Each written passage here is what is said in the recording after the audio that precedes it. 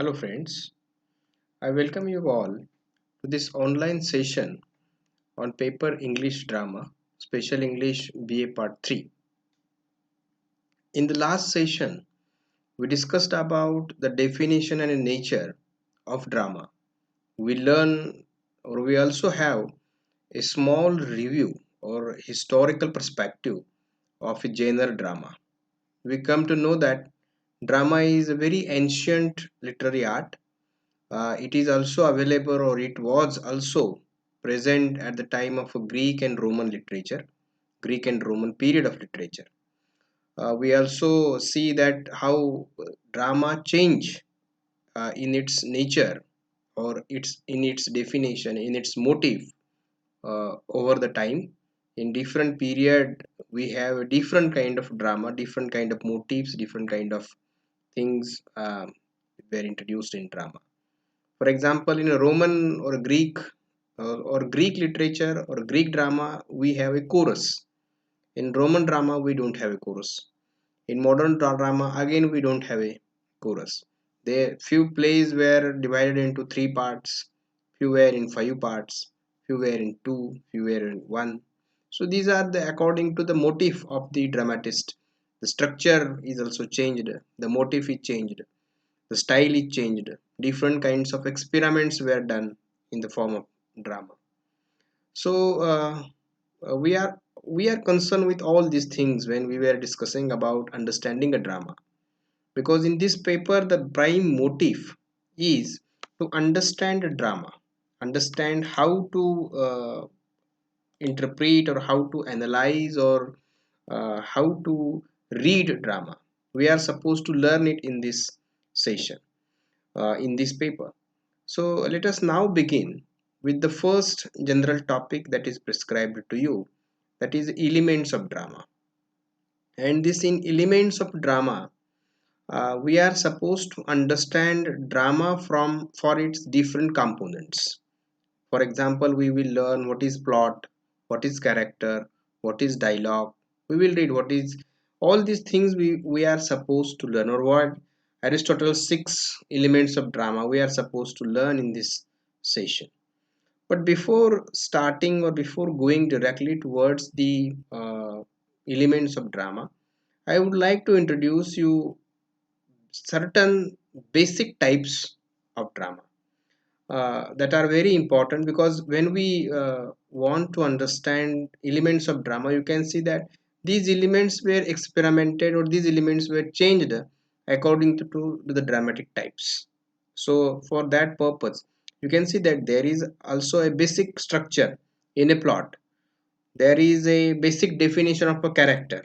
But you can see, if we want to understand a plot structure in a tragedy, we have a different plot structure. In a comedy, we have a different kind of plot structure.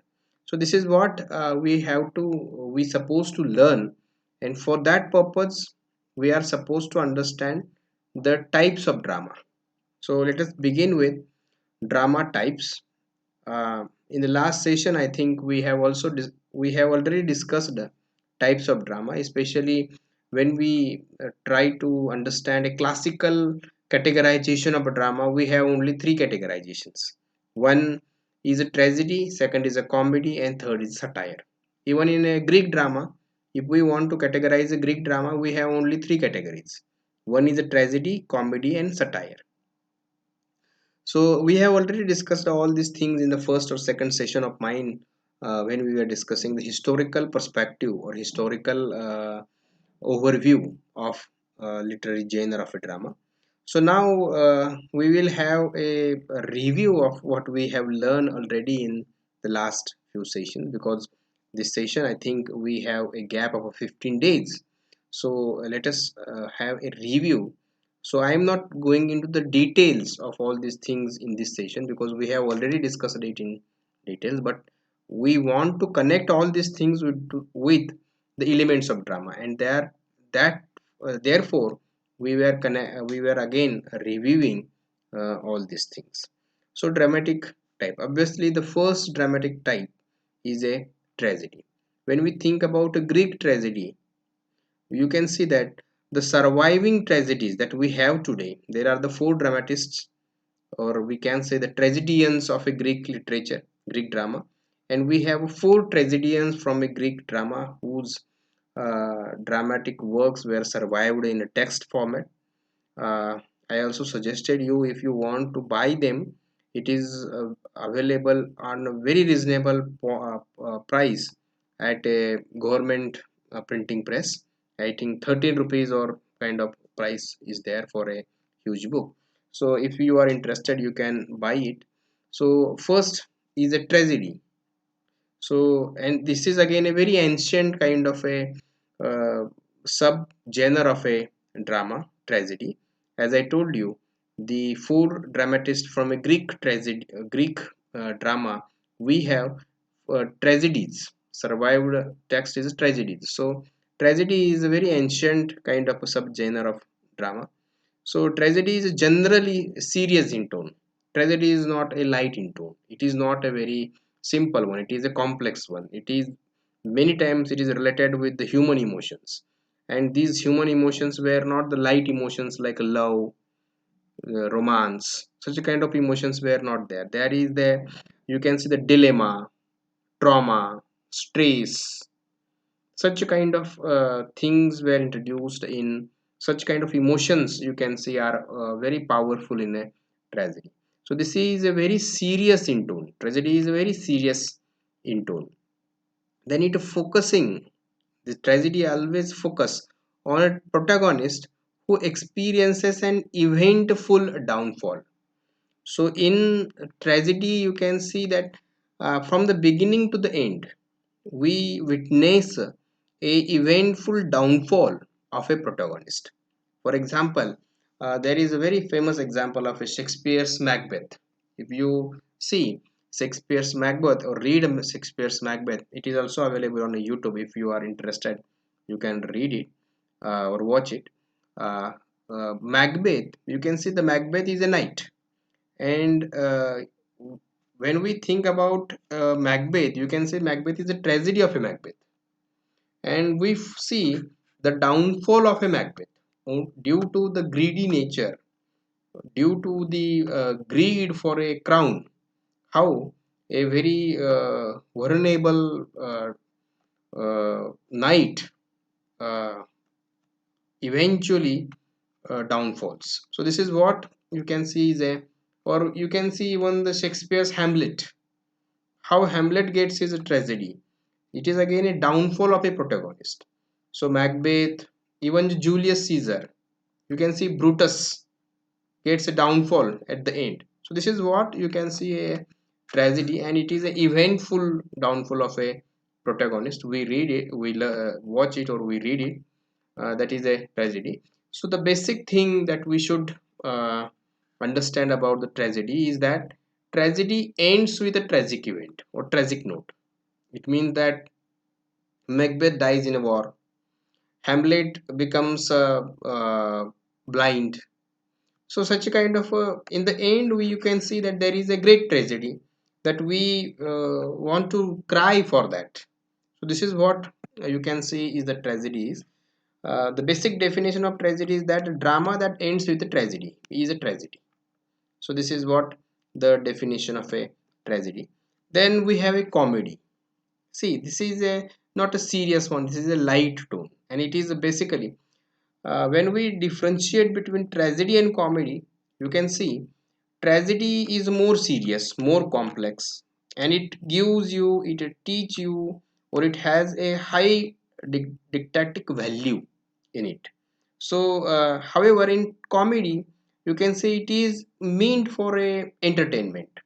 It is light in tone, romance, love, such kind of or misunderstandings, such kind of light or humor, such kind of things were used in it. Understand that the basic definition, as we define tragedy with its end, you can also define comedy with its end. A play that ends with a comedy, the play that ends happily, is a comedy. So there are also several, as you like it. For example, as you like it, you can see there is a or you can see there is one more in fact dramatic subgenre that is introduced by Shakespeare, that is a tragicomedy. That there is a tragedy but it ends with a comedy. So it is also very famous. I think Antonio Cleopatra, Antonio, uh, Merchant of Venice, I think, yes, tragicomedy, Merchant of Venice by Shakespeare is also very famous kind of thing. But here we are concerned with the tragedy and comedy. So see, as I am telling you, or as I am connecting you with elements of drama and the types of drama. You can see when we think about a tragedy, it has a different plot. When we have a comedy, it has a different kind of plot. When we have a tragicomedy, we have a different kind of plot. So tragedy, comedy, you can see we have a different kind of a plot, different kind of characterization, different kind of storyline. So this is what you can see we should understand, and for that purpose we should understand first the types of it. Then the satire. As I told you, the ancient Greek drama is divided into three categories basically: comedy, tragedy, comedy, and satire. So, what is satire? Satire is exaggerated and comic in tone. It is always exaggerated and comic in tone for the purpose of criticism or ridicule. For example, Henry IV of this Shakespeare, there is a character Falstaff. He criticizes the uh, criticizes a person who pretend that he is a very brave soldier. So this is what a satire is. Satire is generally motivated or aimed towards satire, to satirize something, satirize a social tendency, satirize a person, satirize a political thought. It is introduced in a satire. Then when we think about a modern theater, European theater, or in even in Indian theater, you can see there is an experimental theater. For example, I think I have also already suggested you to watch one play by Vijay Tendulkar, that is Silence Court is in Session. Uh, it is available on YouTube. You can see that it is a drama within drama. So there is a troupe of people who were in a village, and they were there to let the people acquaint with the function of a court. So make them acquaint with the court. They enact a court scene. So in that court scene, before starting a real drama, a different kind of drama is different kind of drama is enacted, and in that enact drama, you can see a tragedy of a unmarried mother is revealed. So this is what the experimentation in a drama. Or you can see there is one very famous play, that is by Lungi Pirandello, the Six Characters in Search of a Director. Or if you really want to understand what exactly the experimentation is, you can also read C.T. Khanolkar's Ek Shunya Bajra. It is a Marathi play, also translated into English, but that is also a experimental play. You can understand, you can read it, or you can even watch it. So, and there is one more again, this Alekars, Satish Alekar's Mahanirvan. That is also a very interesting experimental play of a modern Marathi theater. So experimental can be a light or serious in tone. It is not. So Mahanirvan is light and dark, the combination of, or you can say that it is a dark comedy. So when we think about Satish Arekar's Mahanirvan, you can see that there is a protagonist called Bahurao, who is a dead and who wants to be cremated in an old smashan, old cremation hall. But it is already due to the certain administrative problems, it is closed and a new smashan is there. But this Bahurao, who is already dead and who is speaking, who is able to speak with his only son Nana. So this is again, you can see that this is not a common kind of characterization, it is a very varied kind of characterization. So dead body is speaking with the man. So this is what you can see is a kind of experimentation, and we should understand it in a elements of a drama. So when we think about a character of a Bajirao, we can't connect it the character of a Macbeth, or we can't connect it the character of a Hamlet.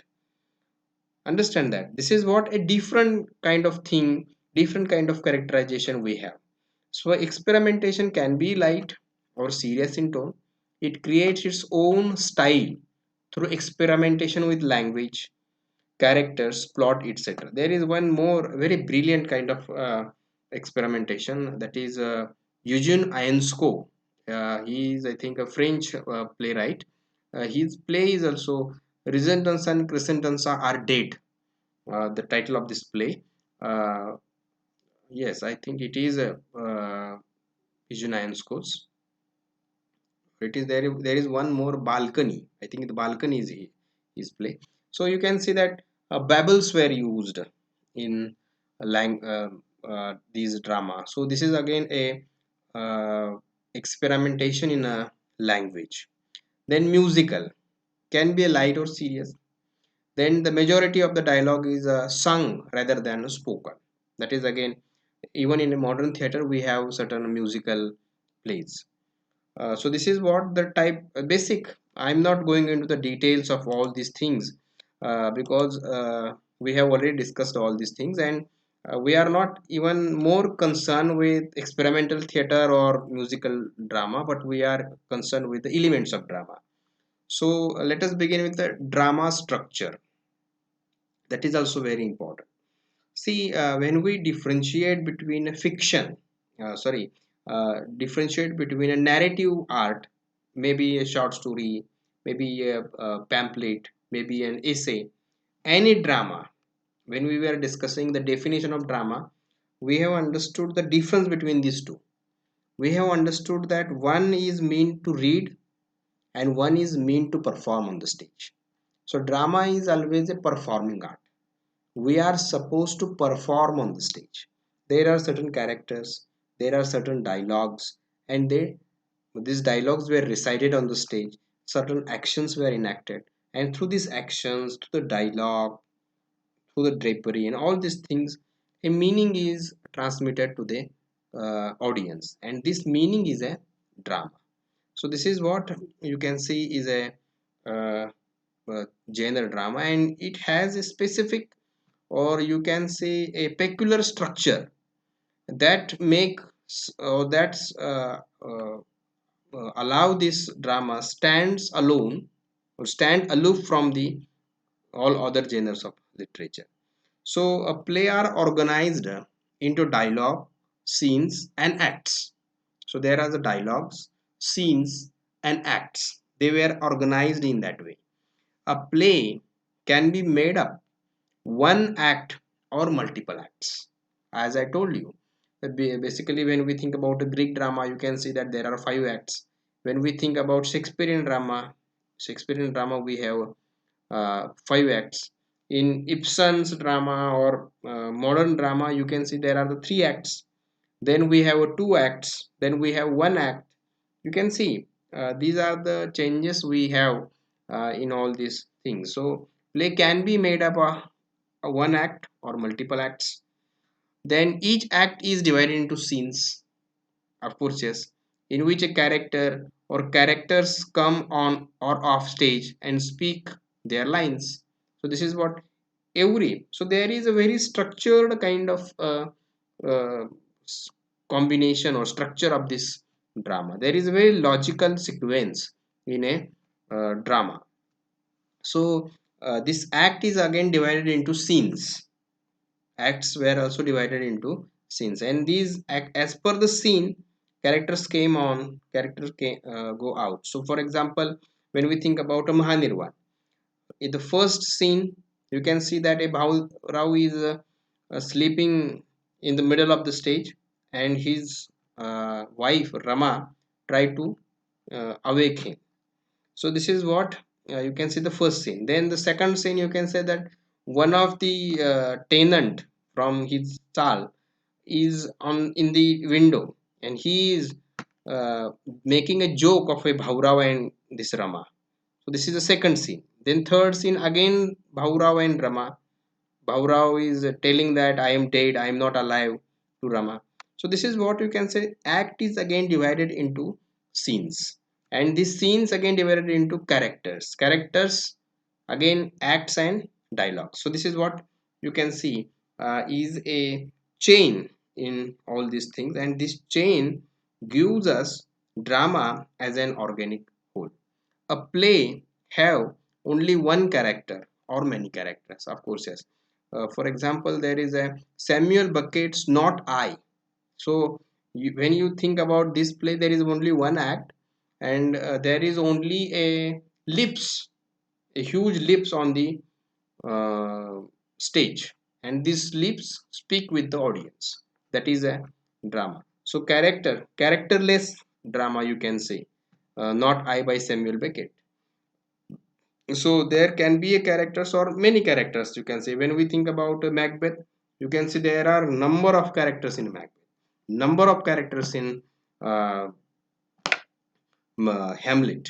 So this is what uh, one or more characters can be there. Then the main character is the protagonist. So we generally call the main character means a protagonist, but don't write main protagonist or the central protagonist. Protagonist means central character, understand? Or you can say, if there are more than one, you can say one of the protagonists, you can see, instead of main protagonist. Or the important, you can add an adjective. So the main character is the protagonist, and the character who opposes his or her is the antagonist. So in every play, you can see there is a protagonist and there is an antagonist. Even in Mahabharata, you can see Ramayana, you can see Ram and Ravan, Kaurav and Pandav. You can see antagonist, hero, villain. So this kind of characterization is also very common, very basic in the play, in these plays.